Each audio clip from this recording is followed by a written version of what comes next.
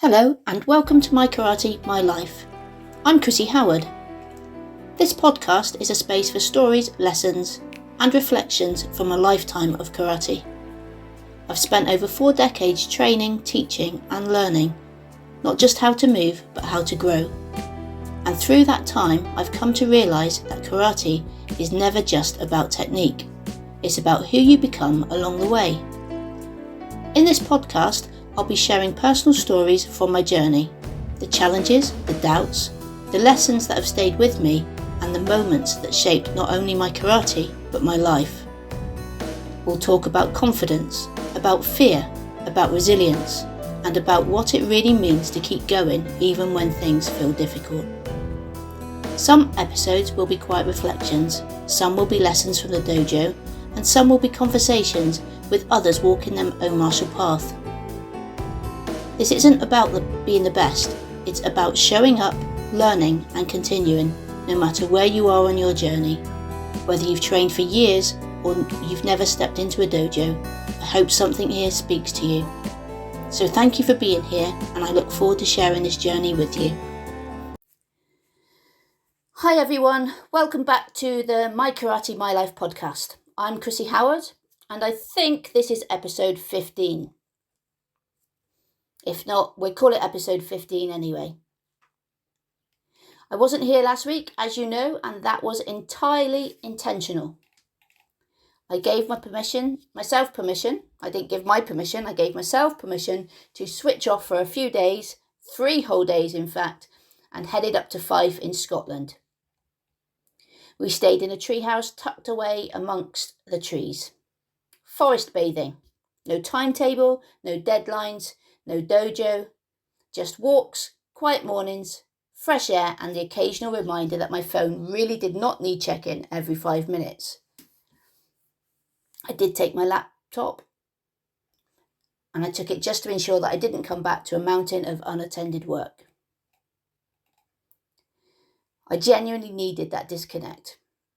I have very little time off. Much of what I want to talk about today came from having that space, because when the noise quietens down, you notice more things. You notice the sound of the wind in the trees, being up amongst them. Obviously, I couldn't deny myself of the beauty of that sound. You notice the things you've been too busy to hear. And that word notice has stayed with me ever since. Because the more I reflected on it, the more I found myself asking a question. What are we really training when we practice karate? As karateka, we spend years upon years trying to improve our techniques. A better punch, a better kick, stronger, longer stances, a sharper kata, better fitness, timing. In fact, better everything. But how much time do we spend improving the thing that controls all of those things? That being our attention. How much time do we spend training our attention? I've recently been listening to an audiobook called Wherever You Go, There You Are by Jon Kabat-Zinn. He defines mindfulness as paying attention on purpose in the present moment, non-judgmentally. Paying attention on purpose in the present moment, non-judgmentally. When I heard those words, I couldn't stop smiling because I thought, that's karate. Not because karate is meditation, although, if I'm honest, there have been many times during my training when it has felt deeply meditative, but because karate demands exactly those qualities. It demands presence, awareness, focus and patience. It demands the willingness to see things as they truly are and not as we wish them to be. Awareness, my friends, is a superpower. The more I thought about it, the more I wondered whether awareness might actually be the goal. Every technique we practice, every kata we repeat, every correction we receive, every mistake we make. What are we really doing? We're learning to notice. Notice our breathing. Notice unnecessary tension. Notice poor posture. Notice our fear. Notice our ego. Notice another person's uncertainty. Notice this moment. The techniques are what we are practicing, but attention is what we are really training.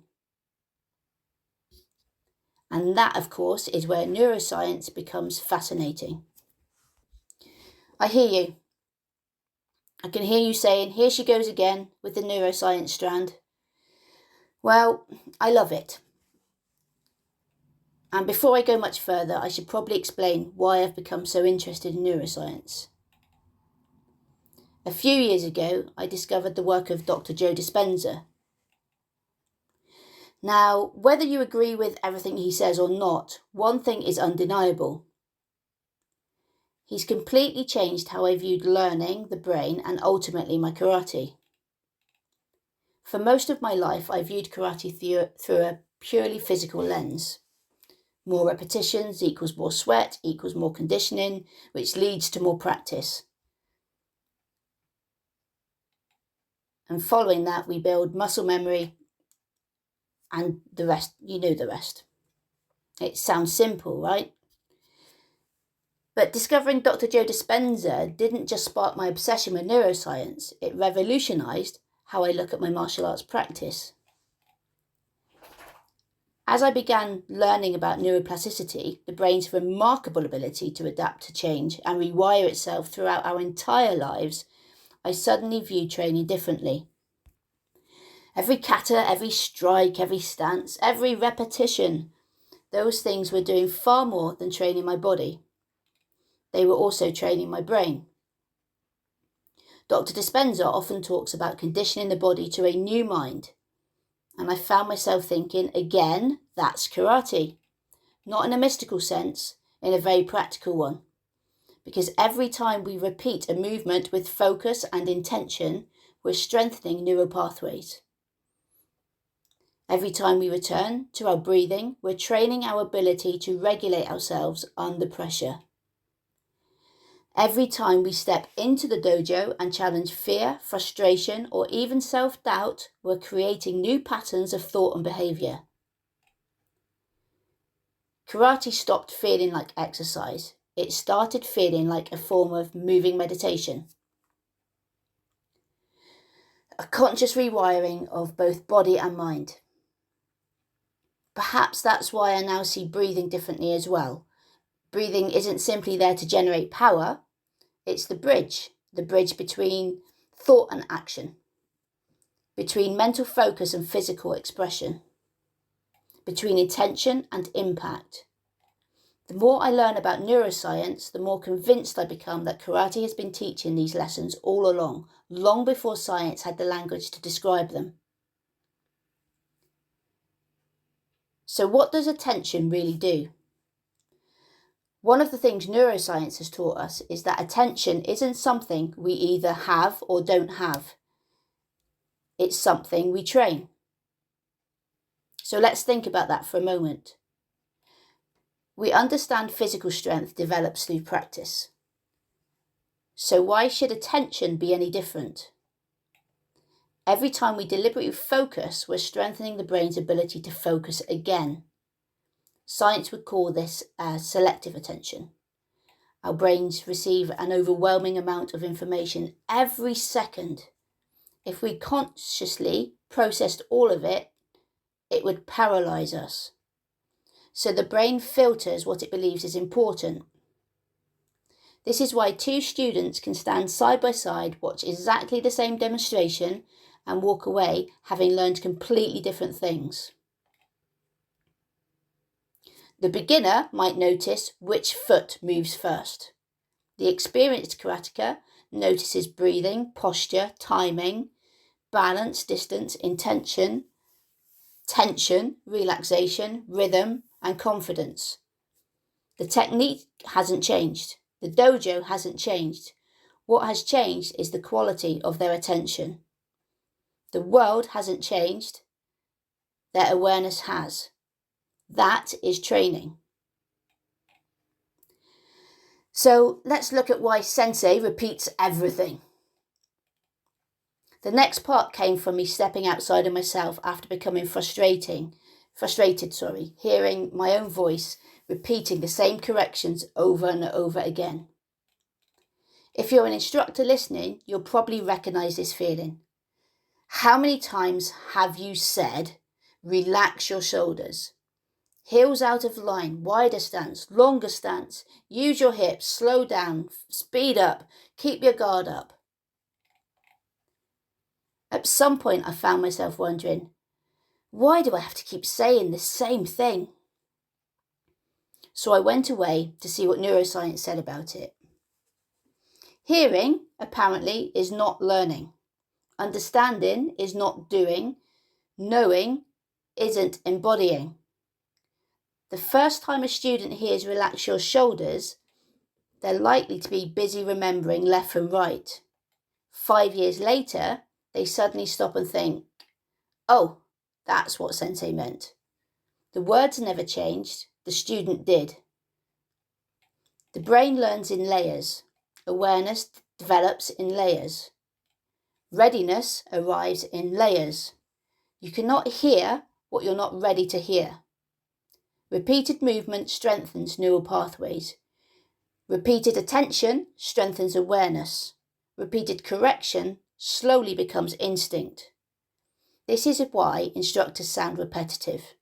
Not because students lack intelligence, because growth takes time. And perhaps as instructors, we need to give both ourselves and our students a little more grace. So what's the bigger question? Why do we train? Is it for medals, fitness, self-discipline, confidence, belonging, peace? Well, the answer generally changes throughout our life. A child trains differently to an adult, a 20-year-old trains differently to a 60-year-old, and all of that is okay, because eventually the external goals become less important. In Budo, the opponent gradually becomes less important too. The relationship with yourself becomes the real practice. Your patience, your ego, your fear, your anger, your pride. Karate becomes a mirror, and sometimes what we see reflected isn't always comfortable. Meditation does exactly the same thing. One of my favourite ideas from Kabat-Zinn is this: the best way to get somewhere is to stop trying so hard to get somewhere. At first, that sounds ridiculous, until I go back to thinking about karate. The student obsessed with black belt often becomes frustrated. The student obsessed with gradings becomes tense. The student obsessed with perfection becomes trapped. Meanwhile, another student simply turns up. They train, they pay attention, they practice today's lesson, and quietly they improve. This is beautifully reflected in the Japanese concept of shugyo. Training isn't something you finish. Training is something you become. In Japanese Budo, you'll often hear the term mushin, no mind. Not an empty mind, not a blank mind, a present mind. A mind uncluttered by self-consciousness or internal chatter. You may have experienced this during the kata or during kumite, those rare moments when everything simply flows. No analysis, no hesitation, no overthinking. You are just there. I've had this experience many times in my life, in and out of karate, where I've just found myself in it, doing it. One of the most memorable moments was a training session with a Naga sensei in Okinawa. We were exhausted from hours of training and sprinting here, there and everywhere. To survive that class, I dropped my mind and instinct took over. I would go as far as to say that in that particular class, I lost my mind. I became a machine. Psychologists would call this flow. Karateka have been training towards it for generations. Before I finish today, I'd like to return to something I believe is incredibly important. Awareness is not just about ourselves. It's about other people. One of the things I love most about a good dojo is seeing awareness expressed through kindness.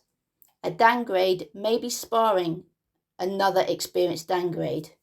Both understand the intention, both accept the intensity, both enjoy the challenge.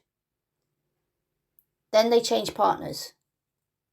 They're suddenly paired with someone less experienced, less confident, more nervous, and without being told, the fighter becomes the teacher. The intensity changes, the pace changes, the intention changes. All of that really matters. We shouldn't assume our dojo family experiences training the same way we do. Some people need encouragement, some need patience, some need confidence, some simply need to feel safe. Part of being a good karateka is learning to see those needs. Your performance, of course, matters, but your behaviour matters too, perhaps even more. Because people will remember how you made them feel long after they've forgotten who won that competition, or that round, or that event, whatever it is. Breathing, of course, is part of that awareness too. Breath is the current of life flowing through us. It transforms tension into power. It transforms anxiety into calm. It transforms thought into action. Not just power, not just for Kime. Breathing is an anchor. Whether we lose ourselves or whenever we lose ourselves, return to your breath. Return to the floor beneath your feet. Return to the present moment. Because wherever you go, there you are. Perhaps one of the greatest lessons karate ever teaches us isn't about how to punch harder or kick faster. It's how to pay attention to our movement, to our breathing, to ourselves, and to one another. Because awareness doesn't just make us better karateka, it makes us better human beings. Perhaps that is why Budo, or what Budo, has been trying to teach us all along. Okay, that's me out of breath. So until next time, take care, keep training and pay attention. And remember, the quality of our attention shapes the quality of our training, our relationships, and ultimately our lives too.